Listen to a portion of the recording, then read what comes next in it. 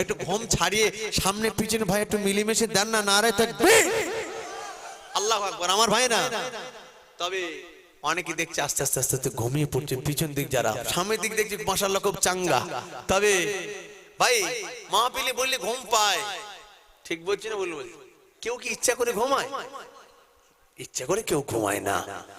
দেখবেন মসজিদে গেলে জুম্মা দিন ইমাম সাহেব খুতবা দিচ্ছেন, ক মিনিট লাগে? 10 মিনিট, বড় জোর 15 মিনিট লাগুক, এর মধ্যে দেখবেন আস্তে আস্তে ঘুম পাচ্ছে। কেন বলেন দিন? কারণ আছে। কারণ হলো আল্লাহর রহমত নাজিল হয়। এখানে বসেছেন, এটা হলো জান্নাতের বাগান। জি, মসজিদে যাবেন, আল্লাহর ঘর, এই সমস্ত জায়গায় আল্লাহর রহমত নাজিল হয়। এজন্য বান্দারা আরামে আস্তে আস্তে নিমজ্জিত হয়ে যায়, আস্তে আস্তে ঘুমের সঙ্গে সম্পর্ক তৈরি হয়ে যায়। এরকম মাহফিলে বসলে আল্লাহ তাদের ব্রেনটাকে ফ্রি করে দেয়। জোরে বলুন সুবহানাল্লাহ। আপনি বিশ্বাস করুন, যত সময় বাইরে ছিলেন কতটা চিন্তায় চিন্তিত, ব্রেনে কত চাপ ছিল, কত ব্যস্ত ছিলেন। এখানে বসেছেন, ব্রেনে কোনো চাপ আছে? আর চিন্তা আছে? মনে করছেন যে কেউ নেই, আমি একাই, ঠিক কি না? যখন বাইরে বেরোচ্ছেন, আমার ছেলে আছে, মেয়ে আছে, স্ত্রী আছে, বাপ মা, জমি জায়গা, দোকান ইত্যাদি, ব্যবসা বাণিজ্য, কত চিন্তা মাথায়। এখানে আপনি বসেছেন যে আমি আল্লাহর, আর কোনো চিন্তা নেই। কেন? এই মাহফিলে বসলে আল্লাহ ব্রেনের চিন্তা থেকে আউট করে দেন। এই জন্য যার চিন্তা নাই তার তো ঘুম পাওয়াটাই স্বাভাবিক। ঠিক বলছি না ভুল বলতে? কিন্তু আপনি একবার বলবেন আমার আল্লাহ তিনি ঘুমাচ্ছেন না, জেগে আছেন? সবাই বলছেন।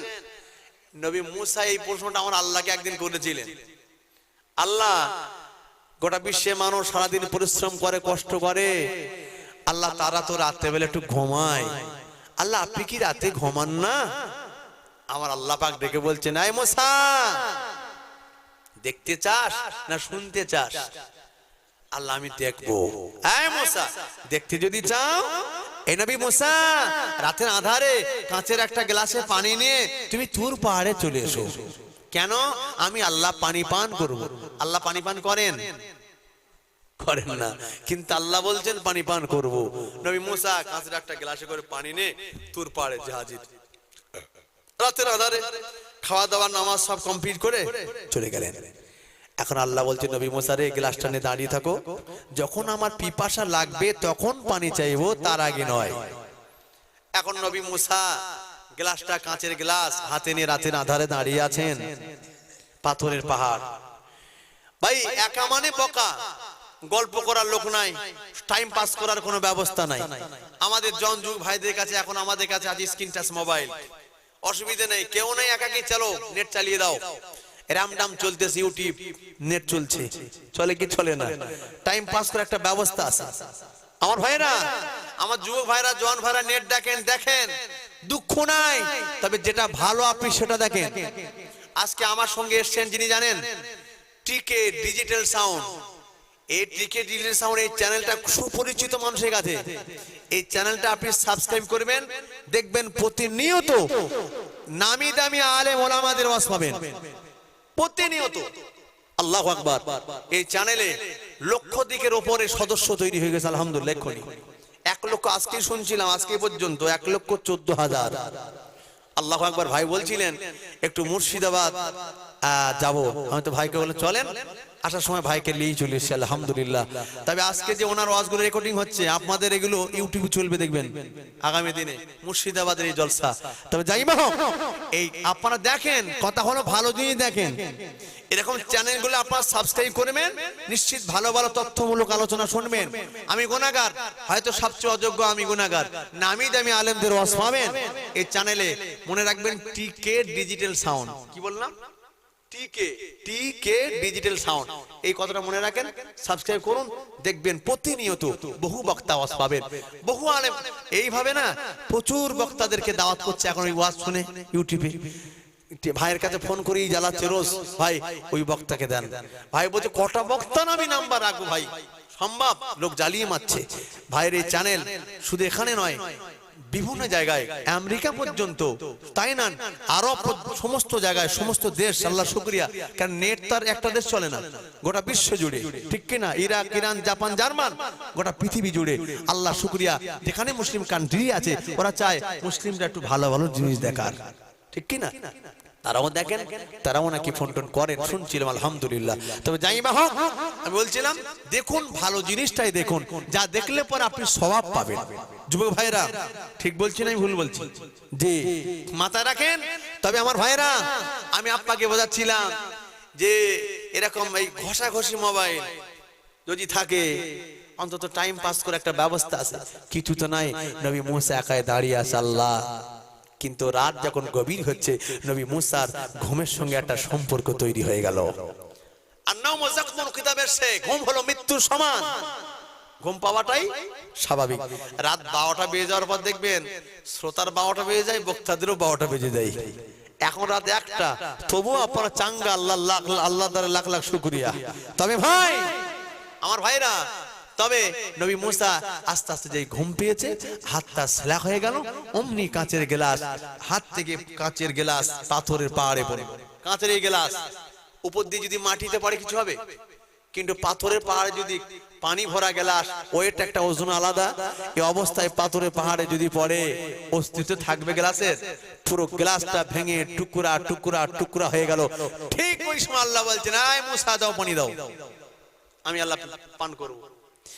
নবী মুসা মাথায় হাত দিয়ে বলতেছেন, আল্লাহ পানি দূরে যাক, গ্লাসের তো কোনো অস্তিত্ব নাই, কারণ হাত থেকে পড়ে গিয়েছে। কারণটা কি ছিল? আল্লাহ একটু ঘুম পেয়েছিল তাই। আল্লাহ বলছে, মুসা রে, তুমি একটা এখানে এখন দাঁড়িয়েছিলে একটা গ্লাসের মালিক হয়ে। একটা গ্লাস সামান্য ঘুমের কারণে, ঘুম না, একটু ঘুমের আগে আরামদায়ক ভাব এসে গেছে, চোখটা লেগে গেছে, অমনি হাতটা সেলাক হয়ে গ্লাসটা ভেঙে টুকরা টুকরা হয়ে গেল। আর আমি আল্লাহ টোটাল পৃথিবীর মালিক। জোরে বলুন, ও আমার জনেরা যোগেরা, ও আমার নবী মাতানিরা, কোরআন শরীফে 30 নম্বর পারায় আল্লাহ পাক সূরা ইখলাসের মধ্যে জানিয়ে দেয়, কুল হু আল্লাহু আহাদ। কুল মানে বলা, কুল মানে বড় কাপ দিয়ে শুরু হবে কুল। কেউ যদি ছোট কাপ ব্যবহার করে, কুল মানে খাওয়া, পাল্টে যাবে মানে। ও জোনারা জওয়াগেরা, আল্লাহ পাক বলছেন, কুল হু আল্লাহু আহাদ। হে নবী তুমি বলো, আল্লাহ পাক একক, এক অদ্বিতীয়, আল্লাহ ইজ ওয়ান, আল্লাহ হল একক, আল্লাহুস সামাদ, আল্লাহ কারো মুখে ব্যক্তি নয়, লাম ইয়ালিদ ওয়া লাম ইউলাদ, আল্লাহর কোনো সন্তান আদি নয়, আল্লাহর কোনো বাপ দাদাও নয়। ওয়া লাম ইয়াকুল লাহু কুফুয়ান আহাদ। আল্লাহ বলছে, বান্দারে আমি আল্লাহ পাক জানিয়ে দিলাম, এই টোটাল সাম্রাজ্যের মালিক আমি আল্লাহ। আর একটু জোরে করে বলুন, আর একটু ঘুম ছাড়িয়ে বলুন সুবহানাল্লাহ। এ নবী মুসা রে, তুমি একটা গ্লাসে মানে একটুখানি ঘুমের কারণে যদি তোমার গ্লাসটা হাত দিয়ে পড়ে টুকরা টুকরা টুকরা হয়ে যায়, নবী মুসা রে, আমি আল্লাহ পাক, এই টোটাল পৃথিবীর মালিক আমি আল্লাহ। আমি আল্লাহ পাক এক মুহূর্তে যদি চোখটা লেগে যায়, যদি আমি আল্লাহ ঘুমিয়ে যায়, গোটা পৃথিবীটা এক মুহূর্তে কাঁচের গ্লাসের মতো টুকরা টুকরা হয়ে যাবে। আমি আল্লাহ পাক অতীতে ঘুমাইনি, বর্তমানে ঘুমাচ্ছি না, আর ভবিষ্যতে আমি আল্লাহ ঘুমাবো না। জোরে বলুন, আর একটু জোরে বলুন। আল্লাহ পাক ঘুমাবেন? আমার ভাইরা,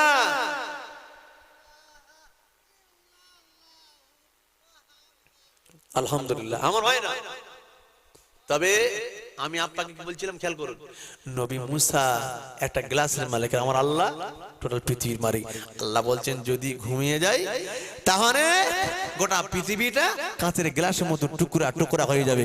আল্লাহ পাক অতীতে ঘুমান নাই, বর্তমানে ঘুমাচ্ছে না, ভবিষ্যতে কি ঘুমের আশা আছে নাকি? ঠিক বলছেন তো? আল্লাহ পাক বলছেন ঘুমাবো না। আল্লাহ জেগে আছেন কাদের জন্য বলবেন? আমাদের জন্য। আর সেই আল্লাহর জন্য আমরা একটা রাত জাগতে পারবো না? বলেন ইনশাআল্লাহ, জুড়ে বলেন ইনশাআল্লাহ। জি, আমার পরে আরো একজন ভালো বক্তা আছে, বাংলাদেশ থেকে এসেছেন, বাংলাদেশি বক্তা। আপনারা বড় মাহফিল করেছেন, বড় বড় বক্তা দাওয়াত করেছেন, সবচেয়ে ভাই ক্ষুদ্র বক্তা আমি, গুনাহগার।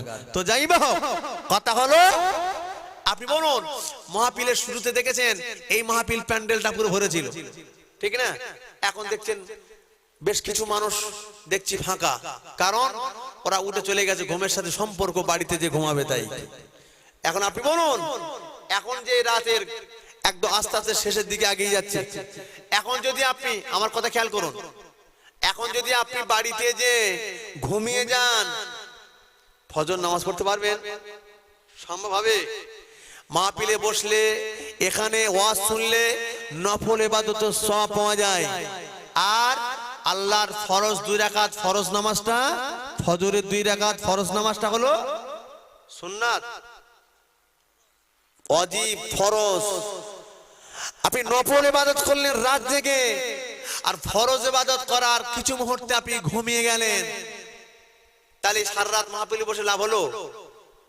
ঠিক বলছেন তো? লাভ নাই, ক্ষতি হবে। আপনি বলুন, এই অবস্থা যদি বাড়ি যান, নিশ্চিত আপনি ঘুমিয়ে পড়বেন, নামাজটা কাজা হয়ে যাবে। কিন্তু বাবু, আবু বকর সিদ্দিক রাদিয়াল্লাহু তাআলা আনহু না 1 তারিখে ফজর নামাজ কাজা করে ফেললেন। আমি ফিরে আসবো গন্তব্যস্থলে, আমি কিন্তু আওয়াজ ভুলে যাইনি, একটু আগেই যাচ্ছি। অনেকে একটু ঘুমাচ্ছে তো, তাই একটুখানি একটু ঘুমিয়ে দিতে হবে একটু। ঠিক বলছেন? বলবো মাঝে মাঝে একটুখানি না দিলে না এটা ঘুমিয়ে পড়বে আস্তে আস্তে। তাই মা বাবা শুনতে চাচ্ছে, একটু ঘুম পাচ্ছে, কি করা যাবে? তাকবীর দান, ঘুম ছাড়িয়ে নারে তাকবীর, জোরে দানা নারে তাকবীর, নারে তাকবীর, আলহামদুলিল্লাহ, আলহামদুলিল্লাহ। আচ্ছা, এরকম একটা আওয়াজ নিয়ে জোর করে আমার নবীর শানে কি একবার দরুদ পড়া যাবে? নবী বলছেন, মান সাল্লা আলাইহি আশরান ফি আউয়ালিন নাহার ওয়া আশরান ফি আখিরিন নাহার নালাতহু শাফাতি ইয়াউমাল কিয়ামা। রাসূল বলছেন, আমার উম্মত উম্মতানিরা সন্ধ্যাবেলা যদি 10 বার, সকালে যদি 10 বার আমি হাবিবের নামে দরুদ শরীফ পড়ে, নালাতহু শাফাতি ইয়াউমাল কিয়ামা, আমার নবী পাক কিয়ামতের দিন আমাদের জন্য সুপারিশ করবে। জোরে বলুন, আর একটু জোরে বলবেন না? ওই নবীর শানে একবার দরুদ শরীফ, আল্লাহুম্মা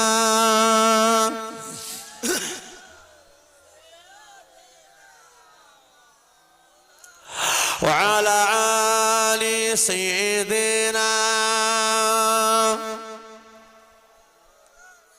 शान मुहम्मद शाह मदीना এলেনে ত্রিভুবনে নবী কামলিওয়ালা শান মুহাম্মদ শাহ মদিনা এলেনে ত্রিভুবনে নবী কামলিওয়ালা দিনের কলমা লইয়া নবীজি গেলেন মক্কা নগরে পাগল বলে তারে দিল ওরে আমার প্রিয় নবীকে শানি মুহাম্মদ শাহ মদিনা এলেন ত্রিভুবনে নবী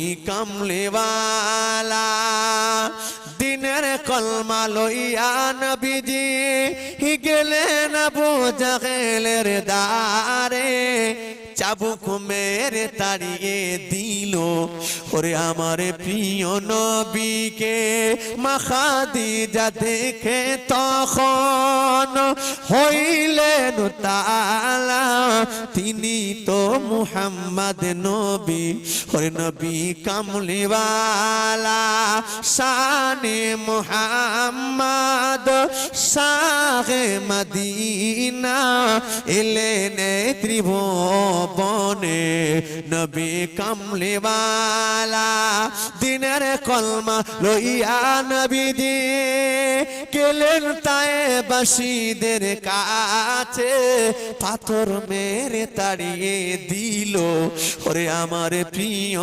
নবীকে মা খাদিজা দেখে তখন হইলেন তাআলা তিনি তো মুহাম্মদ নবী নবী কামলিওয়ালা আল্লাহুম্মা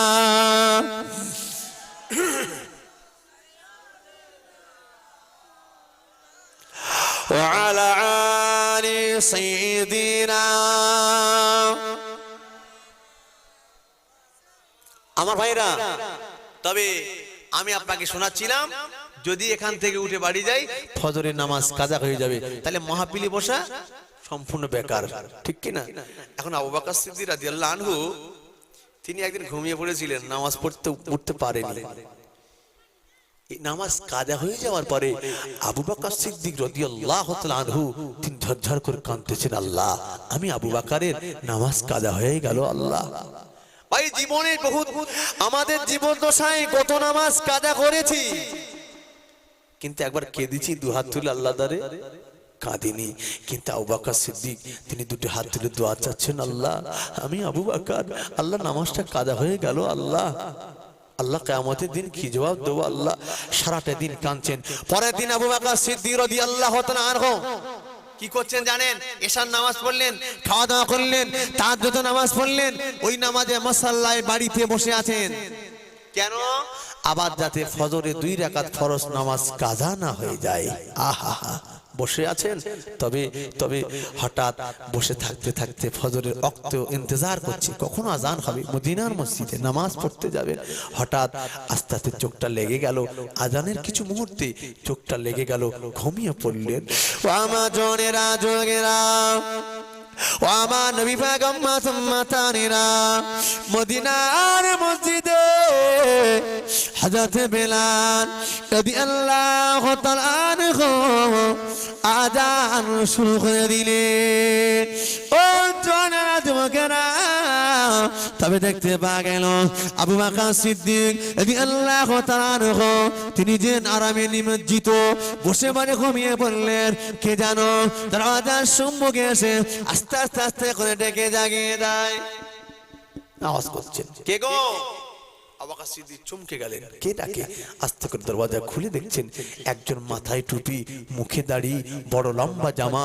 হায় রে হায়, অপরিচিত মানুষ। কোথায় বাড়ি ভাই আপনার? আমি তো জীবন আপনার দেখিনি। আপনার মতো মহান ব্যক্তি আর কেউ নাই, কারণ আপনি যে না ঘুমিয়ে আপনি যে আমাকে জাগাতে এসেছেন, আপনার মতো ভালো মানুষ তার দ্বিতীয় কাউকে দেখতে পাওয়া যায় না, ঠিক না বেটি? আপনি না ঘুমিয়ে আপনি ডাকতে এসেছেন, অতএব আপনি তো মহান ব্যক্তি। আবু বকর সিদ্দিক খুশি হয়ে তার দুটো হাত ধরে ফেললেন, ভাই একটু বলবেন কি নাম আপনার? একটু বলেন না ভাই, একটু নামটা শুনে খুশি হই। ওই সময় পর্যন্ত আমারটা জানিয়ে দেয়, ওই আবু বকর শুনে গে দাও, আমি আমার পরিচয়টা তোমাকে দেব না। ও আবু বকর, তুমি যদি আমার পরিচয়টা পেতে চাও, তুমি যদি আমার পরিচয়টা পেতে চাও, তাহলে শুনে রাখো, আমার পরিচয়টা পাওয়ার পরে তুমি আমাকে যতটা মুহাব্বত করছো, যতটা ইজ্জত করছো, তাজিম করছো, সম্মান করছো, তুমি যদি আমার পরিচয়টা যদি পেয়ে যাও, তার চেয়ে অধিক অধিক তুমি আমাকে ঘৃণা করবে। এ কি সম্ভব? আপনি নামাজের জন্য আমাকে জাগিয়েছেন, আমি উঠে নামাজ পড়বো, আপনার পরিচয় পাওয়ার পরে আপনার প্রতি আমার রাগ হবে, ঘৃণা তৈরি হবে। আবু বকর সিদ্দিক বলছেন তা কখনো হতে পারে না। আর তা আবার আমি আবু বকর? আবু বকর সিদ্দিক ছিলেন তো নরম দিলে সাওয়া, সবচেয়ে নরম দিলে সাওয়া। আবু বকর বলছেন তা কখনো হতে পারে না। বলুন না ভাই, আপনি আমাকে উপকার করলেন, কি নাম, কোথায় বাড়ি, একটু বলেন না। বারবার যখন দুনি হাত ধরে ফেলে দেন, বারবার যখন খোসামদি তোসামদি করতে লাগেন, ও জনেরা যুবকেরা, ও আমার মুর্শিদাবাদের জনেরা যুবকেরা, ও আমার শ্রমণেরা শুনে গে দেন। ওই সময় দেখতে পাওয়া গেল অপরিচিত মানুষটি জানিয়ে দেয়, ওরে আবু বকর, আমি অন্য কেউ নাই গো, আমি হলাম ইবলিস, শয়তান। কার নাম বললাম? আচ্ছা, শুনে বড় অবাক লাগছে না? ইবলিস শয়তান জীবনে মানুষকে নামাজ পড়ার জন্য ঘুম থেকে জাগায়, এটা আপনি বিশ্বাস করেন? কথা বলছেন না? একটু হ্যাঁ না বলুন। মানা যায় না, ঠিক কি না? কিন্তু কিতাবের সেই ইবলিস ঘুম থেকে জাগিয়েছে আবু বকর সিদ্দিককে। আবু বকর সিদ্দিক তো অবাক, সে কি? আমি তো ভাবতে পারি না। আমি শুনেছি নবী বলেছেন ইবলিস প্রকাশ্য দুশমন। আল্লাহর কোরআন বলছেন, ইয়া আইয়ুহাল্লাযীনা আমানু, হে ঈমানদারেরা, আল্লাহ তো বলেই দিয়েছেন, জি উদখুলু ফিস সিলমি কাফা, পরিপূর্ণ ইসলামে দাখিল হয়ে যাও, ওয়ালা তাত্তাবিউ খুতুওয়াতিশ শয়তান। আল্লাহ বলছেন ইবলিস হচ্ছে তোমাদের প্রকাশ্য দুশমন দুশমন দুশমন আল্লাহ বলছেন। আর এদিকে ইবলিস দুশমনি না করে ও ঘুম থেকে জাগিয়ে দিচ্ছে নামাজ পড়ার জন্য। আবু বকর তো বড় অবাক, আমি তো ভাবতে পারি না ভাই আপনি আমাকে জাগাবেন। আবু বকর সিদ্দিক বলছেন আপনি আমাকে উপকার করলেন।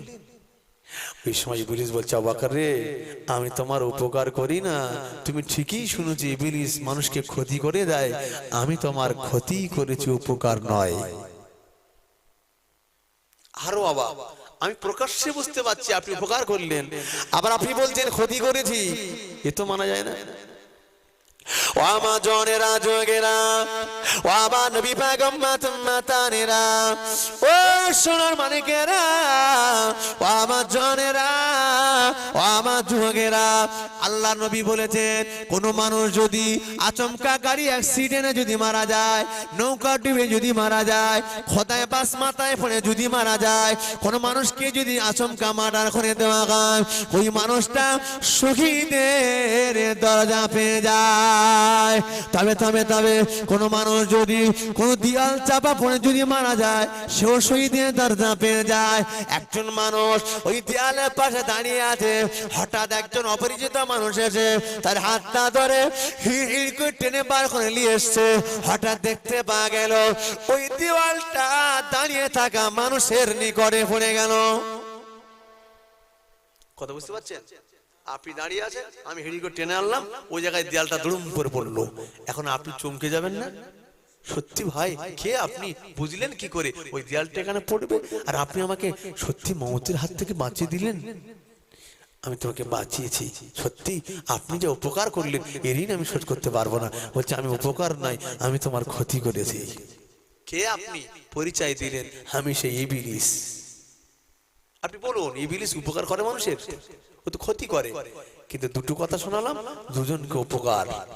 তবে ভাই এই আপনার বলছেন ক্ষতি করেছি, তবে কারণটা কি, কিভাবে করলেন আমাকে একটু বলবেন? ইবলিস শয়তান ও ছিল মুআল্লিমুল মালায়েকা, আল্লাহ তা ব্রেন বুদ্ধি জ্ঞান দিয়েছে আলাদা। ও জোনারা জমাগারা, আল্লাহ পাক বলছেন ওকে আমি আল্লাহ পাক মুআল্লিমুল মালায়েকা বানিয়েছিলাম, আমার লক্ষ লক্ষ ফেরেশতাদের লিডার বানিয়েছিলাম। আল্লাহ বলছেন আমার কোটি কোটি ফেরেশতা, আল্লাহর কথা ফেরেশতা যে গোনা যাবে না, কোরআনের ভাষায় বিগাইরি হিসাব, যার কোনো গণনা নেই বাবা, কেউ কোনোদিন গুনতে পারবে না, কম্পিউটার ফেল হয়ে যাবে। ও জোনারা যুবকেরা, আল্লাহ তাকে ওই ফেরেশতাদের লিডার তাকে বানিয়েছিলেন। তবে শুনে রাখেন আল্লাহ তাকে কতটা জ্ঞান দিয়েছেন। ওই ইবলিস অবশ্যই কি বলছেন, ওরে আল্লাহ বান্দা শুয়ে রাখো, আমি তোমাকে কিভাবে ক্ষতি করলাম শুয়ে রাখো। আল্লাহর বান্দা, কোরআন এবং হাদিসের দলিলে পাওয়া যায় কোন মানুষ যদি অ্যাক্সিডেন্টে মারা যায় শহীদের দরজা পেয়ে যাবে। আচমকা কোনো দিওয়াল যদি ঘাড়ে পড়ে মারা যায়, কোনো ছাদ যদি ঘাড়ে পড়ে, ও তো মারা যাবে, শহীদের দরজা পেয়ে যাবে। সত্যি যদি সে মুসলমান হয়, নামাজি যদি হয়, ও জোনারা যুবকেরা, তবে ওই সময় ডেকে বললেন ওরে আল্লাহর বান্দা তুমি মারা যাবে, আচমকা দিয়াল চাপা পড়ে শহীদের দরজা পেয়ে যাবে। এটা কখনো চাই না, চাই না। যিনি শহীদ হয়ে যান বিনা হিসাবে আল্লাহ তার জান্নাতি হয়ে যায়। জোরে বলুন সুবহানাল্লাহ। তুই বিনা হিসেবে জান্নাতে যাবে, তা কখনো আমি ইবলিস মেনে নিতে পারিনি। জবাব দিয়ে যাও, আর জবাব দিতে গেলে তো ধরা পড়তে পারো। আমি চাই জাহান্নামে যাও, ও কি চাইবে জান্নাতে যাও? কিন্তু আপনি বলুন তবে আবু বকরের ব্যাপারটা কেন? কিন্তু ঘুমাচ্ছিলেন, নামাজের জন্য জাগিয়েছেন। আল্লাহু আকবার, কি ব্যাপার? আমি তো প্রকাশ্যে বুঝতে পারছি তুমি আমার উপকার করলে, তুমি তোমার জ্ঞানে বলছো ক্ষতি। কিরম ক্ষতি তোমাকে বলবে? ও আমার জনেরা যুবকেরা, ইবলিস শয়তান জানিয়ে দেয় ওরে আবু বকর ওরে আবু বকর শুয়ে রাখে ও কত রাতে বেলা ফজরে তুমি উঠতে পারো না নামাজ তোমার কাজা হয়ে গেল কিভাবে কাজা হয়েছে এ আবু বকর মদিনা মসজিদে গঞ্জতে বেলাল রাদিয়াল্লাহু তাআলা আনহু যখন আযান দিয়েছে আযানের ধ্বনি তোমার কানে পৌঁছেছে তুমি জেগে গেছো নামাজ পড়তে যাবে বলে কিন্তু না না না না তুমি আবার মনে মনে হয়েছো নামাজ একটু পরে পড়তে যাব আযানের সাথে সাথে তো জামাত হয় না আজকে সেটা ক্লান্ত লাগছে কষ্ট বোধ হচ্ছে আমি আবু বকর একটু ঘুমিয়ে যাই জামাতে কিছু সময় পূর্বে আমি মসজিদে যাব এখানে যারা নামাজি বসে আছেন বুকে হাত দিয়ে বলুন এরকম নিয়ত নিয়ে যারা উঠতে দেরি করেছেন অধিকাংশ সময় জামাত কাদা হয়নি ভাই এটা হাদিসের কথা কেন বলেন দিন হাদিস শরীফে এসেছে যখন আযান হয় ইবলিস শয়তান আযানের ধ্বনি যতদূর যায় ইবলিস তার চেয়ে অধিক দূরে পালিয়ে যায় জোরে বলুন সুবহানাল্লাহ আর যে ব্যক্তি আযান শুনে নামাজ পড়তে গেল না আযানের সাথে সাথে শেষ হওয়ার আগে উঠলো না তার উঠতে কষ্ট কেন এই কারণে হাদিসে প্রকাশ্য লিখছেন হাদিসে লেখা রয়েছে ইবলিস আযান শেষ হওয়ার পরে আবার ফিরে আসে এই নামাজ পড়তে যাবে আব্দুর রহমান আব্দুর রহিম আব্দুল জলিল আব্দুল গফফার নামাজ পড়বে আযান হয়েছে আর উঠে নিয়ে দেরি আছে চলো ইবলিস দৌড়ে এসে কি করে তার গোটা চেহারাকে এবার মেসেজ করে আরামদায়ক বানিয়ে দেয়